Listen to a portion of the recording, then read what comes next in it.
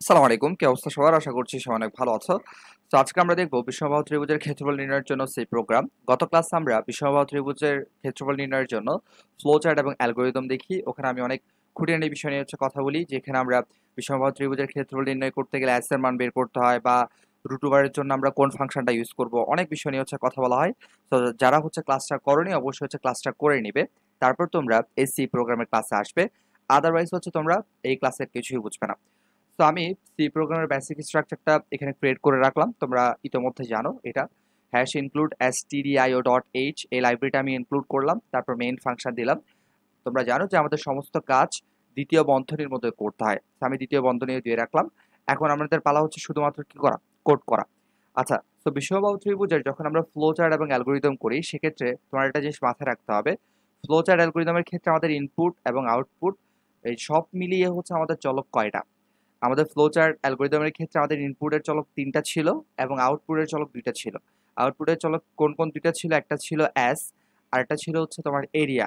অর্থাৎ আমাদের ফাইনাল যেই ক্ষেত্রফলটা, সেই ক্ষেত্রফলের মানটা আমরা এরিয়া চলকের মধ্যে রাখি, রাইট? তো এবং আরেকটা ছিল আমাদের অর্ধ পরিসীমা s, যেটার মান ক্ষেত্রফল নির্ণয়ের আগে বের করতে হয়। তাহলে আমাদের আউটপুটের জন্য 2টা চলক এবং ইনপুটের জন্য আমাদের 3টা চলক।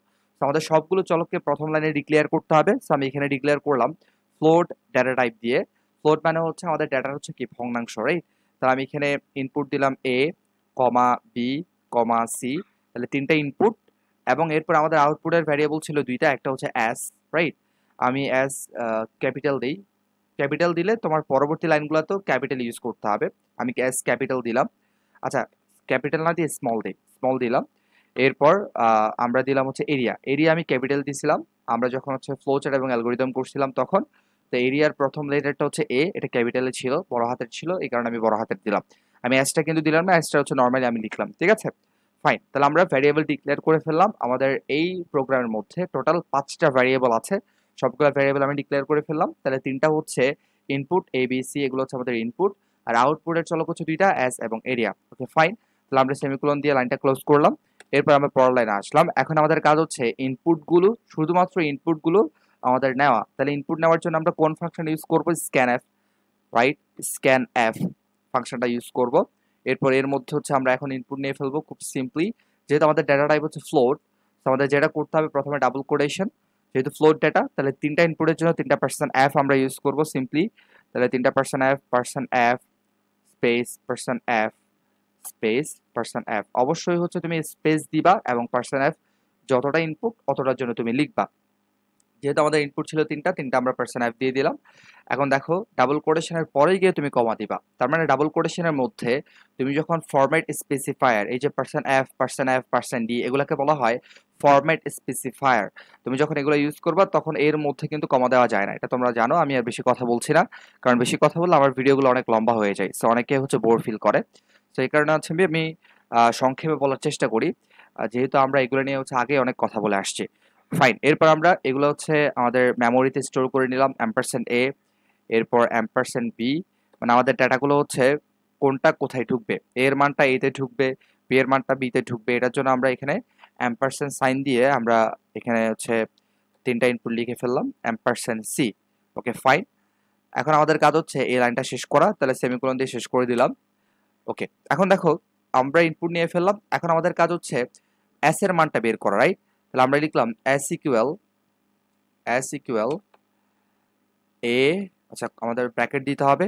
এটা যারা কত ক্লাসটা করছো তোমরা জানো, এ প্লাস বি প্লাস সি, তারপর ডিভাইডেড বাই 2।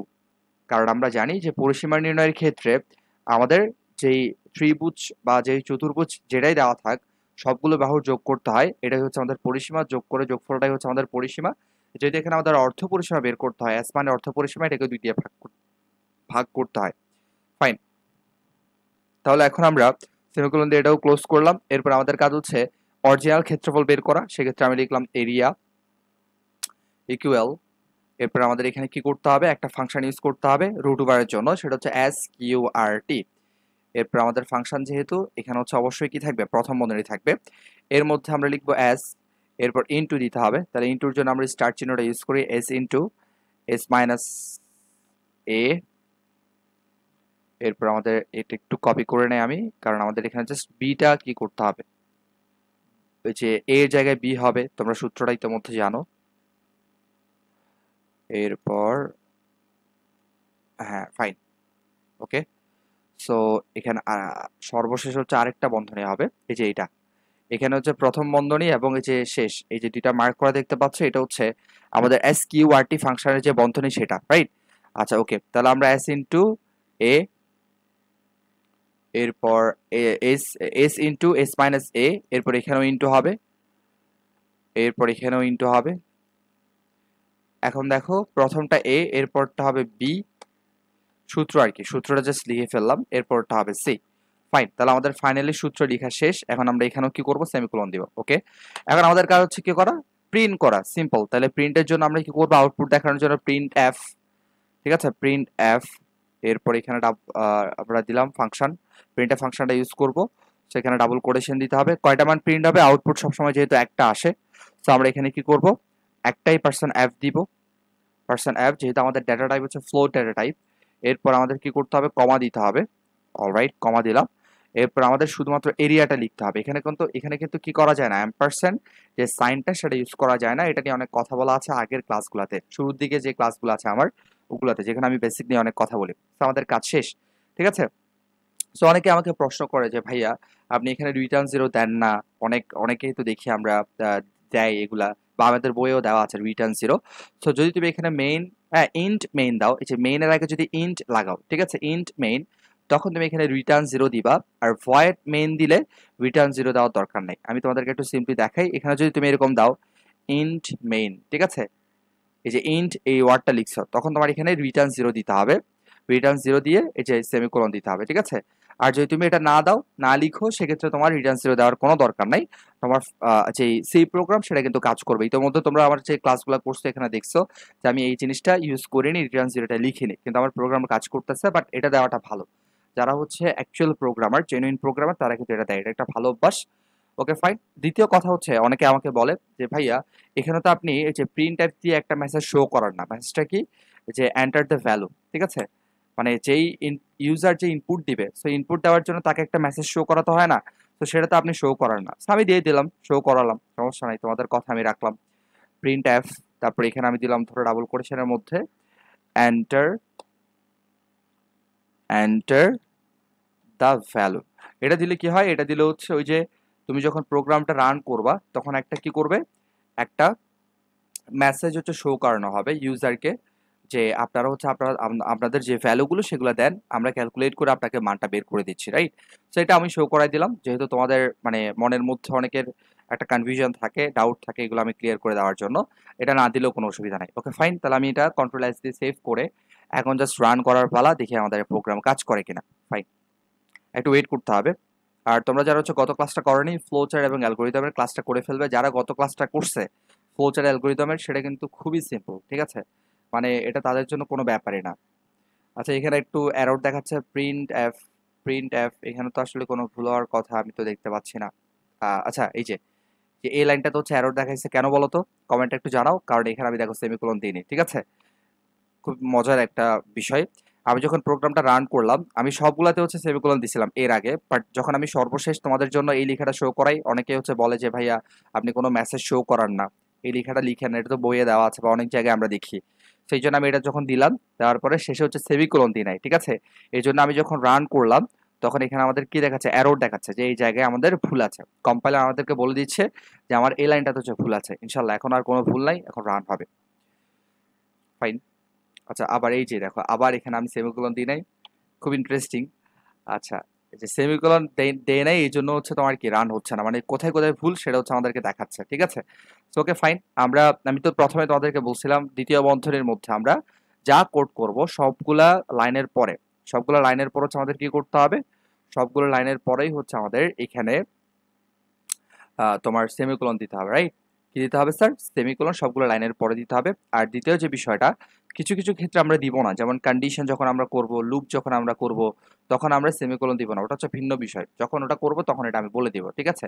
Okay fine. তাহলে আমাদের চলে আসছে, দেখো এই যে একটা আমাদেরকে মেসেজ শো করাচ্ছে যে enter the value. Enter the value. তাহলে আমরা তিনটা ইনপুট দিতে হবে আমাদের। প্রথমে ইনপুট দিলাম আমি ধরো 4 পয়েন্ট, যেহেতু ফ্লোট ডেটা ভগ্নাংশ, আমি দিলাম 4.5 প্রথমটার মান।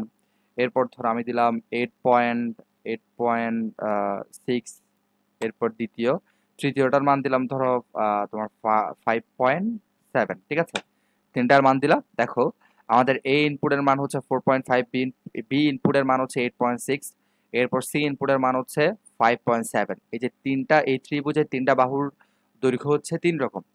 ঠিক আছে, তো এটাই হচ্ছে বিষমবাহু, যার একটা দৈর্ঘ্যের সাথে আরেকটা দৈর্ঘ্যের যে মান সেটার মিল নাই, মানে তিনটা 3 রকম ভিন্ন আর কি। একটা বাহুর সাথে আরেকটা বাহুর মিল নাই। তো আমাদের আউটপুট চলে আসছে 11.676363। তোমরা মনে রাখবা, তুমি যদি ফ্লোট ইউজ করে, যে ফ্লোট ডেটা টাইপ ইউজ করো, সেক্ষেত্রে তোমার পয়েন্টের পরে, এই যে পয়েন্টের পরে দশমিকের পরে হচ্ছে মান আসবে 6টা। ঠিক আছে, আর যদি তুমি ফ্লোটের বদলে হচ্ছে ডাবল ইউজ করো, মানে বড় ভগ্নাংশের যে ডেটা টাইপ সেটা ইউজ করো, সেক্ষেত্রে তোমার এখানে মান আসবে অনেকগুলো, মানে 6টার আরো বেশি আসবে, মানে তোমার মান যতগুলো আছে সবগুলোই শো করাবে। ঠিক আছে, ওকে ফাইন। তাহলে আমরা আজকে আমাদের বিষমবাহু ত্রিভুজের ক্ষেত্রফল নির্ণয়ের জন্য ফ্লো চার্ট অ্যালগরিদম দেখছিলাম গত ক্লাসে। আজকে আমরা সেই প্রোগ্রাম করে ফেললাম। তোমার বাসায় একটু ভালো করে প্র্যাকটিস করবা, এবং দেখছো তোমরা যে আমি যখন এখানে সেমিকোলন দিইনি, এই যে এই লাইনটাতে, সরি, এই লাইনটাতে যখন আমি সেমিকোলন দিইনি, এই লাইনটাতে এবং শেষের লাইনটাতে আমাদের কিন্তু এরর দেখাইছে। সেমিকোলন দেওয়ার সাথে সাথে আমাদের প্রোগ্রাম কাজ করছে। Okay fine. তাহলে এখন তোমাদের যে কাজটা করতে হবে, বাসায় অবশ্যই এগুলো খাতা কলমে প্র্যাকটিস করতে হবে। তুমি ক্লাস দেখা এবং বাসায় খাতায় কলমে প্র্যাকটিস করার মধ্যে অনেক অনেক পার্থক্য আছে, রাইট? ওকে ফাইন, তাহলে তোমরা এখন বাসায় প্র্যাকটিস করবা। এরপরের ক্লাসে আমরা একটা ইন্টারেস্টিং তোমার কি দেখবো, প্রোগ্রাম দেখবো, যেখানে আমরা বিষমবাহু ত্রিভুজ থেকে জাস্ট একটা মানে ঘাড়ো অংশের ক্ষেত্রফল বের করবো। ঘাড়ো অংশটা হচ্ছে বৃত্ত। ঠিক আছে, তো এটা আমরা দেখবো পরের ক্লাসে। এটা আমি ক্লাসে করালেই বুঝবা। তো আল্লাহ হাফেজ, পরের ক্লাসে আবারও দেখা হবে, এবং ভিডিওটা ভালো লাগলে অবশ্যই সাবস্ক্রাইব করে রাখবে এবং ফ্রেন্ডদেরকে অবশ্যই শেয়ার করে দিবে। ঠিক আছে, আল্লাহ হাফেজ, আসসালামু আলাইকুম।